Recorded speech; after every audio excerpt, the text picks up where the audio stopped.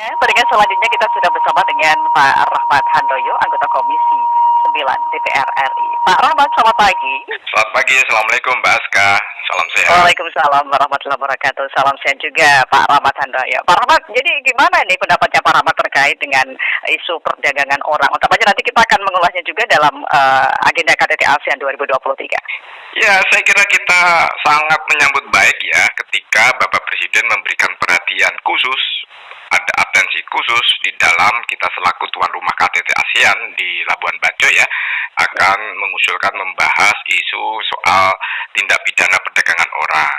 Terutama kita menjadi salah satu korban yang paling banyak di ASEAN ya. Saya kira juga tidak hanya Indonesia, tapi juga menjadi isu yang sama di berbagai negara, khususnya ASEAN. Nah, saya kira sungguh sangat tepat ketika Presiden mengangkat isu ini untuk menjadikan isu bersama, kita bahas bersama, deklarasi bersama bagaimana kita pemberantasan dari hulu sampai hilir di kawasan ASEAN gitu loh. Sehingga kita bagaimana bersama-sama agar dari hulu sampai hilir itu kita selesaikan, kita berantas sehingga dampak yang sangat menyakitkan, sangat tidak manusiawi terhadap para korban tindak pidana perdagangan orang itu bisa kita perangi bersama. Kalau kita hanya Indonesia saja atau hanya satu negara lain, saya kira juga gaungnya tidak akan kuat. Tetapi ketika deklarasi ASEAN nanti akan mencoba membicarakan dan bisa menyelesaikan dari hulu sampai hilir, saya kira akan semakin baik. Mbak Aska, saya kira kita sangat prihatin ya, saudara kita, WNI kita yang ada di luar negeri menjadi korban tindak pidana perdagangan orang ini sungguh miris ya. Mulai dari pelecehan, kemudian dari gaji yang tidak dibayar, kemudian juga agen-agen sehingga dimanfaatkan oleh agen, sehingga kita harus selesaikan secara tuntas gitu loh. Karena ini sangat-sangat tidak manusiawi, apalagi dengan sekarang teknologi informasi ya, dengan menggunakan teknologi informasi, warga kita, remaja kita sudah disasar menjadi salah satu bidikan mereka untuk menjadi sasaran empuk untuk dikirim ke luar negeri, tetapi pada akhirnya di sana disalahgunakan. Pelecehan sangat tidak manusiawi, kemudian kerja lembur yang tidak dibayar, sehingga korbannya juga kita semua yang ikut merasakan. Nah, untuk itu saya kira sudah sangat tepat ketika Bapak Presiden, terutama kami Komisi 9 sangat mendukung dari awal, kami mendukung Komisi 9 untuk kita tindak tegas dari hulu sampai hilir. Kalau toh pada akhirnya waktu itu PP2MI menyampaikan ada oknum-oknum yang bermain dari pemerintahan ya, langsung kita berantas, kita sikat, kita tidak ada toleransi sama sekali. Sehingga untuk itu ketika ini menjadi isu bersama antara pemimpin di ASEAN itu sungguh sangat melegakan, sehingga menjadi isu bersama untuk kita perangi bersama dari hulu sampai hilir di ASEAN, Mbak Ska. Oke, tadi saya tertarik dengan disampaikan oleh Pak Rahmat Handoyo, ada jaringan-jaringan baik di kantor pemerintah ataupun juga swasta yang mungkin terlibat begitu.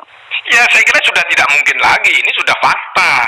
Bahkan BP2MI sudah memecat karyawan yang terlibat hal sindikasi seperti ini. Saya kira juga tidak hanya di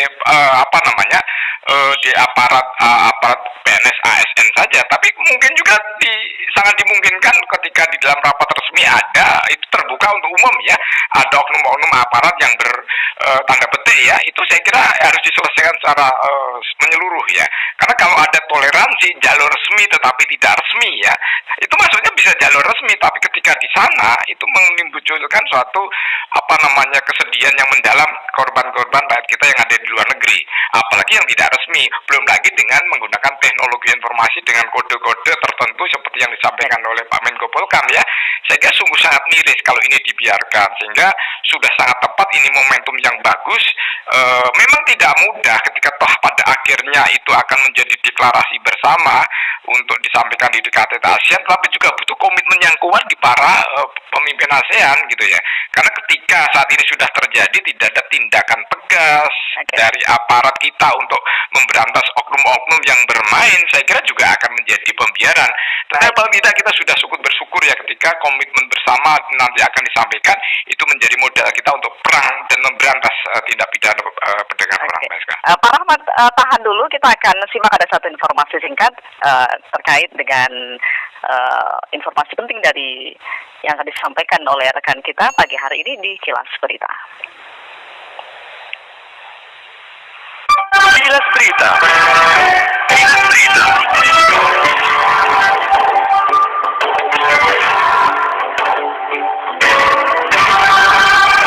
Kepolisian Resor Mojokerto sebanyak 3 misalnya kepada AD usia 22 tahun sebagai korban atau menjadi bagian oknum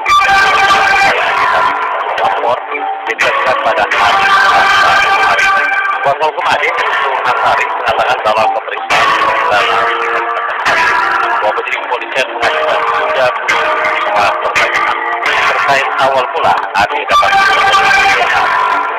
informasi ini dan informasi lainnya dapat diakses dalam website kami RRI.com. Kilas Berita Pro 3 Jaringan Berita Nasional. Baik, kita masih bersama dengan Pak Rahmat Handoyo, anggota Komisi 9 DPR RI. Pak Rahmat? Mbak Aska. Oke, baik. Tadi seperti yang disampaikan oleh Pak Rahmat, yang jelas ini sangat membahayakan dan juga melibatkan uang banyak, uang gede, tapi mengancam kemanusiaan, begitu Pak Rahmat ya. Jadi perlu untuk segera kita punya tindakan-tindakan komprehensif. Ya, kita sangat miris merinding ya ketika kita membaca di media, ketika kita advokasi korban-korban dari saudara kita yang menjadi korban. Aduh ya Tuhan, Pak, dulu kerja nggak dibayar, udah dibentak-bentak, sudah terjadi pelecehan seksual, mohon maaf ya, kemudian juga sudah menyasar remaja-remaja. Mereka pada nggak tahu, mereka lugu-lugu semua ingin kerja, tapi ketika sudah di luar negeri tidak sesuai semasa mestinya, mereka sangat korban. Nah, untuk itu ada dua hal yang ingin saya sampaikan. Di samping itu para pemimpin ASEAN itu menjadi komitmen bersama untuk kita memberantas, tapi kita juga harus, pemerintah masing-masing negara juga harus edukasi berwarga.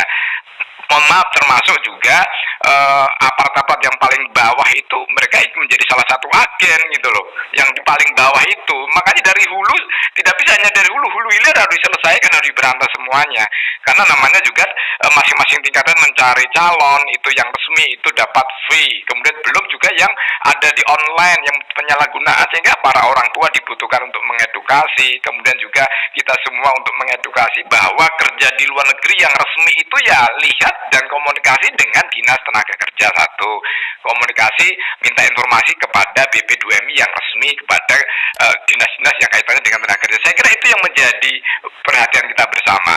Yang utama tentu di samping para orang tua dan kita semuanya, masing-masing atau aparat ya kita harus tindak tegas. Ada oknum yang bermain, ada oknum yang menari-nari di atas penderitaan rakyat kita.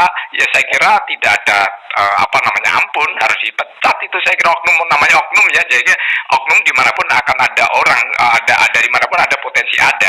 Sehingga ketika Pak Menko sudah berulang kali, tidak hanya di KTT ASEAN ini ya, isu ini ya, saya kira bahwa ada temuan-temuan di Batam, teman-teman yang lain adanya yang bermain-main, oknum-oknum petugas kita. Ya, saya kira kita harus kita selesaikan dengan cara baik-baik, atau kalau tidak ya kita harus berhentikan kerja gitu loh di luar dan perlu dipecat gitu Mbak Aska. Oke, baik Pak Rahmat, jadi untuk jangka pendeknya apa yang akan dilakukan dari Komisi 9?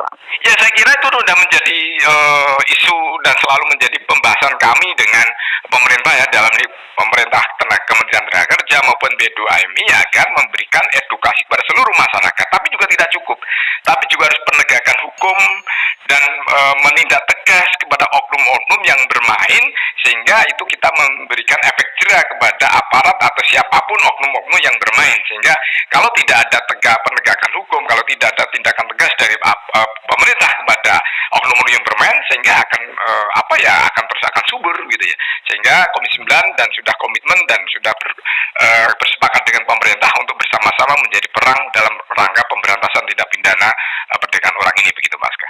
Baik, Pak Rahmat Handoyo, terima kasih sudah berbicara dengan Pro 3 pagi ini. Selamat pagi Pak Rahmat. Selamat pagi, salam sehat. Assalamualaikum Mbak Aska.